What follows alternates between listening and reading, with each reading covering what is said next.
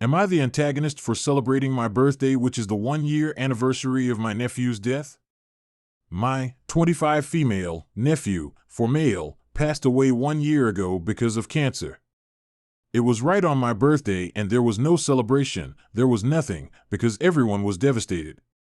My sister Denise is still grieving, she's in therapy and making some progress, but it's been slow. My family and I try to be as supportive as possible. Birthdays in my family are very important. We throw huge parties. I believe and have been taught that birthdays are important and should be cherished. Yesterday was my birthday. Obviously, I felt bad about the anniversary of my nephew's death, but I was also a little down about not being able to celebrate like I used to, and my girlfriend knew that. In the morning, I went to Denise's house, stayed by her side until almost lunchtime. When my mother would stay with her, we didn't want to leave her alone, but no one could stay all day. I went to work and at night, my girlfriend made a surprise at home with a candlelight dinner and a small cake. Something very intimate and for both of us, since my family was in a bad way. I didn't post on social media, but my girlfriend posted a picture of us holding hands and the dinner she made with "Happy Birthday, Love." My mom and Denise follow her on Instagram. I woke up the next day to hundreds of texts from my mom and Denise, asking if I was celebrating even though it was such a sad day, and how heartless I was to celebrate knowing my sister was in such a bad way. Even though I said it was a surprise, they called me cold, heartless, and insensitive to the pain of others, saying I should have refused to celebrate. I was just glad I celebrated, because it's something important to me, and I didn't even realize when my girlfriend posted this photo on Insta.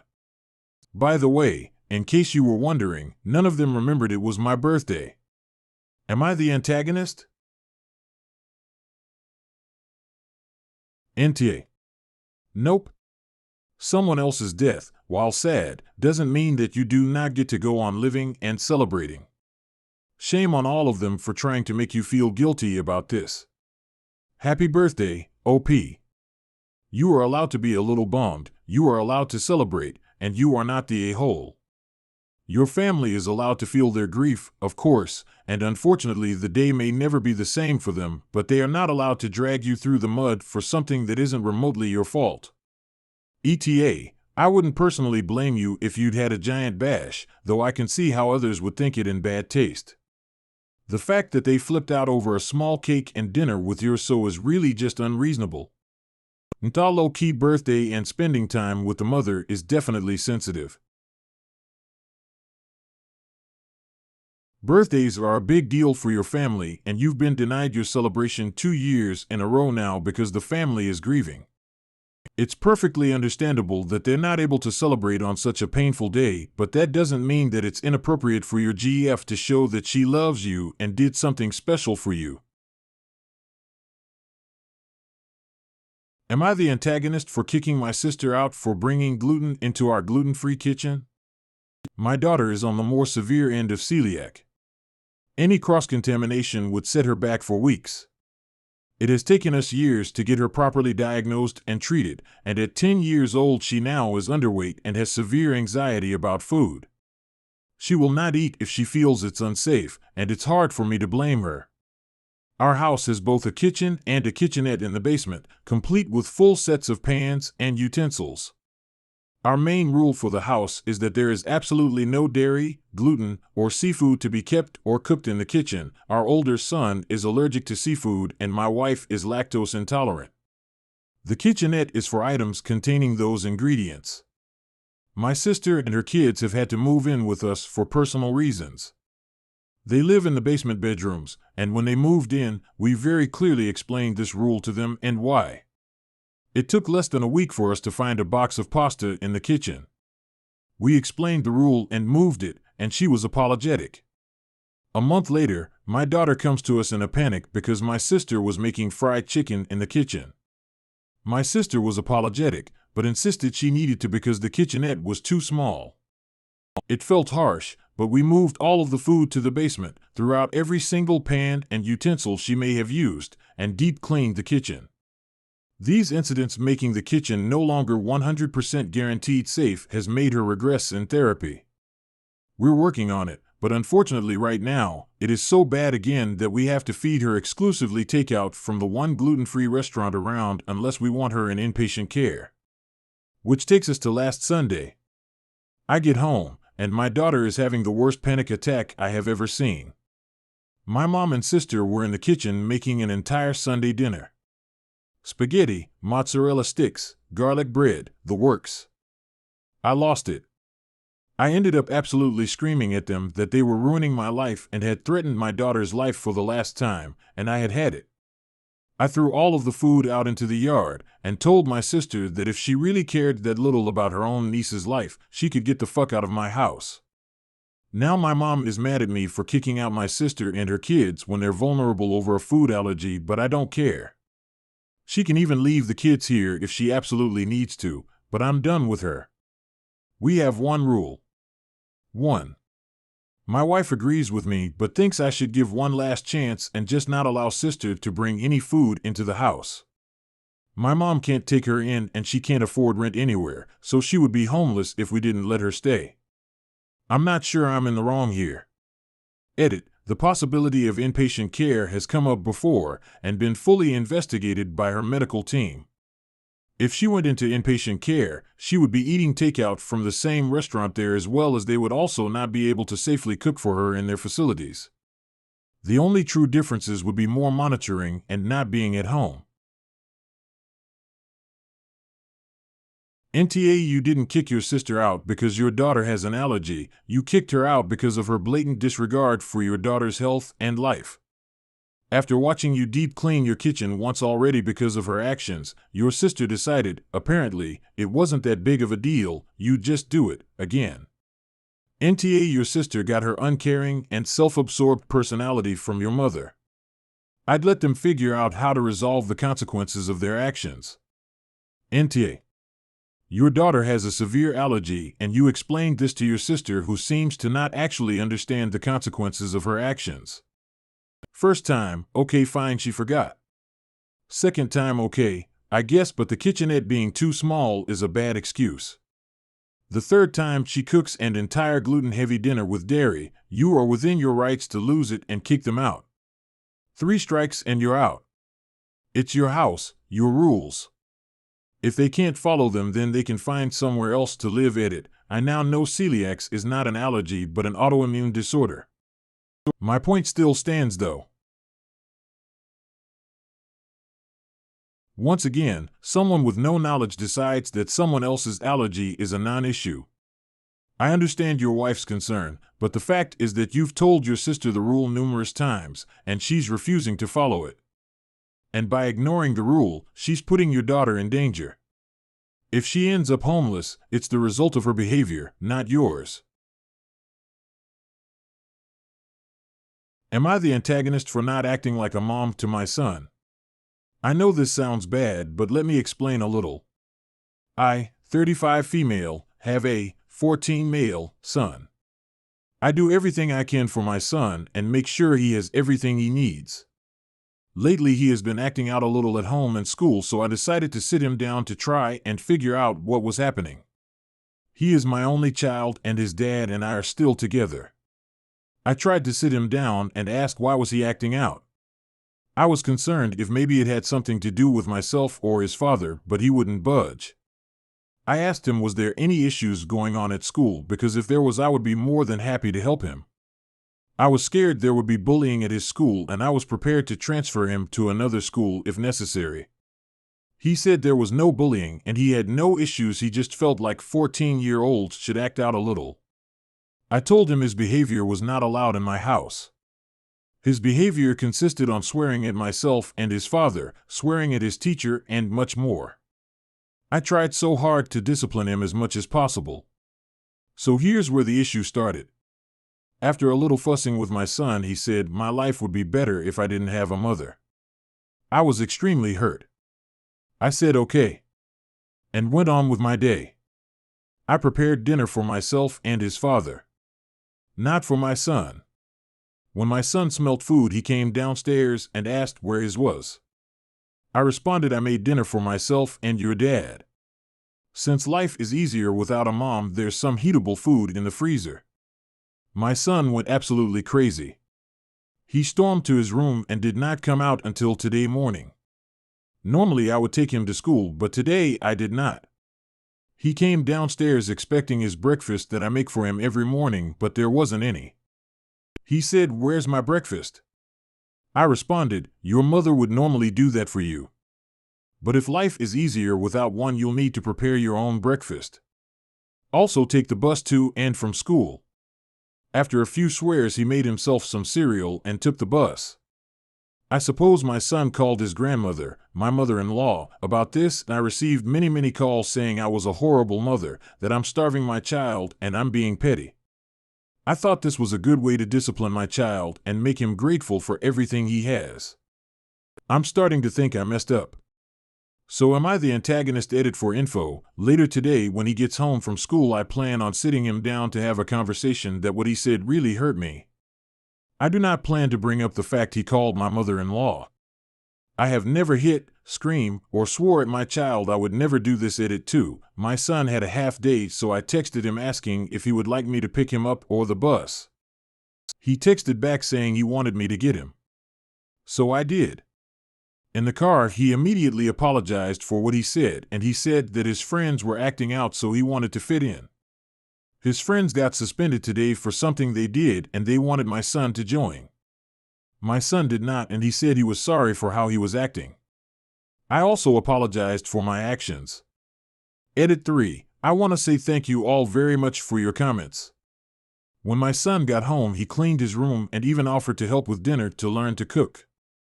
In only a few hours, our relationship has gotten better and our communication has gotten better. NTA, it's not like you actually deprived him of anything. He still had access to food and a way to get to school. It was definitely petty, but he wasn't harmed in any way, and maybe sometimes you have to fight fire with fire. NTA, he isn't being starved, he's 14, he can feed himself. He isn't being kept home from school, he's 14, he can take the bus. YWBTA, if you kept this going for weeks, but doing it for a couple of days to help him realize all the things you do for him and appreciate them better is actually a really good life lesson and its natural consequences. He doesn't want a mom? You are letting him have his wish. But definitely after a day or two you should then have a conversation, but your edit says you are already planning to do that. NTA. While you called him on his bluff, you weren't starving him or being overly obnoxious. He had a way to eat by reheating a frozen meal for dinner. He chose not to. You also didn't make him breakfast, but he managed to do that on his own. If he was younger and unable to make food for himself, then yes, this would be a dick move. But for 2 meals, one of which he decided not to cook or prepare, he realized hopefully how dumb his statement was. Honestly, at 14, he is capable of getting a ride to school on the bus or making his own meals. I made all my lunches at his age, fed myself breakfast, and walked or biked to school, which was a good 20 to 30 minutes away by foot. You called his bluff, he didn't like it, and he had no harm come to him. NTA. Parenting is hard. Teenagers are really hard. If your son has access to food, shelter, water, clean clothes, is loved, and this doesn't go on for more than a day, and you use it as a tool to open up conversation, then it's all good. I was all fine with kids being kids, but swearing at me isn't something I would or should accept from anyone. Your son needs to learn that. Am I the antagonist for refusing to make desserts for my coworkers when my dishes were returned still dirty? So I love to bake desserts. It's a meditative sort of activity to me. I really enjoy making tasty treats for other people, especially since I'm actually not a huge sweets person and couldn't ever eat all the stuff I bake. Most of the time I take it into work. I work at a small restaurant staffed by about a dozen people, including the 2 owners. We are all pretty tightly knit, as most of us have been here since the restaurant opened. I started bringing desserts for everyone to enjoy. It was never an obligation, nor did it ever feel like it. But I got a little miffed when I went in the day after I had dropped off a pie to get my glass pie dish, and one of the owners handed it back to me still dirty. It still had crumbs and bits of pie crust left in it. I didn't say anything and just resolved to let it go. The following week, I made an apple cake in a glass 9 by 13 to bring in, and left it that evening so the others on the later shifts could enjoy it too. 2 days later on my next shift, I was given back my dish that was still dirty, and now it needed soap to clean it because the crumbs and such had dried to a hard layer. I thought this was kind of rude, as I'd been raised that if someone gifted me food, casseroles, etc., it was good manners by washing the dish that it came in when you go to return it. It happened a couple more times, so I asked the owner who was managing that day if my dishes could be washed before I got them back. However, the next few weeks nothing changed, and my dishes were still left dirty when they were returned. I decided that I'd just use disposable bakeware for anything I took to work.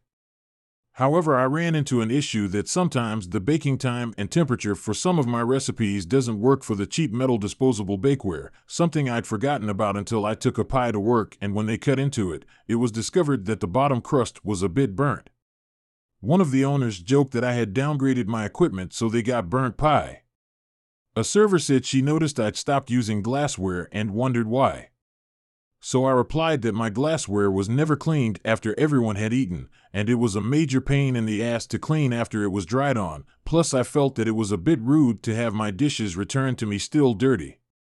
The server shot back that the desserts were gifts, and that it's actually rude to insist that the giftees have to do something in return.